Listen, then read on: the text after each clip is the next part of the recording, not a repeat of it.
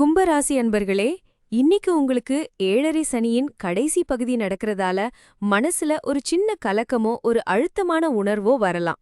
உங்க ராசியிலேயே சந்திரன் ராகுவோட சேர்ந்து இருக்கிறதால கொஞ்சம் மன உளைச்சல், தேவையில்லாத யோசனைகள், அலைச்சல்கள் இதெல்லாம் அதிகமாக வாய்ப்பிருக்கு. உங்க உடல் ஆரோக்கியத்துல கொஞ்சம் கூடுதல் கவனம் செலுத்துறது ரொம்பவே நல்லதுங்க. உங்க ராசி அதிபதி சனி பகவான் 2ஆம் இடத்துல செவ்வாயோட இருக்கிறதால குடும்பத்துல சின்ன சின்ன கருத்து வேறுபாடுகள் வரலாம். பண விஷயங்கள்ல ரொம்பவே கவனமா இருக்கணும். நிதானமா பேசுறது உங்களுக்கு ரொம்பவே நன்மை தரும். ஆனா பயப்பட வேண்டாம்.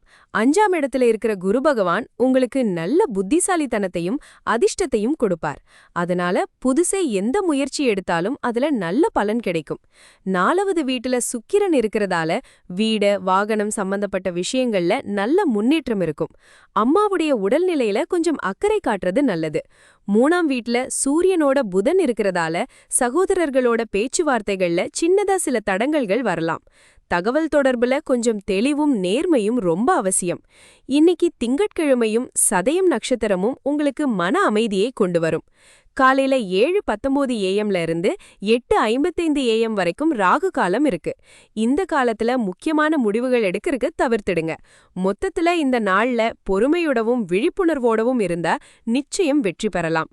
உங்களுக்கான நல்ல பலனா குரு பகவான் 5ஆம் இடத்துல இருக்கிறது ஒரு பெரிய பலம். இன்னைக்கு நீங்க நிதானமா பேசணும், குறிப்பா குடும்ப விஷயங்கள்ல. ஆன்மீக சிந்தனைகள்ல ஈடுபட்டா மனசுக்கு அமைதி கிடைக்கும். முக்கியமான முடிவுகளை லாகு காலத்துக்கு அப்புறம் எடுங்க. தேவையற்ற வாக்குவாதங்கள்ல ஈடுபடாதீங்க. அவசரப்பட்டு எந்த நிதி முடிவையும் எடுக்க வேண்டாம். மனசுல வர்ற எதிர்மறை எண்ணங்களுக்கு இடம் கொடுக்காம பாத்துக்கோங்க. பரிகாரமா ஓம் சம் சனைச்சராய நமஹங்கிற மந்திரத்தை சொல்லலாம்.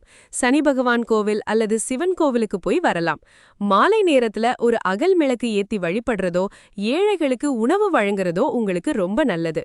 மொத்தமா இன்னைக்கு உங்களுக்கு ஒரு 4/5 மதிப்பெண் கொடுக்கலாம். பொறுமையும் விழிப்புணர்வும் இந்த நாளை உங்களுக்கு சாதகமாக்கும். எல்லாம் நல்லபடியா நடக்கும்.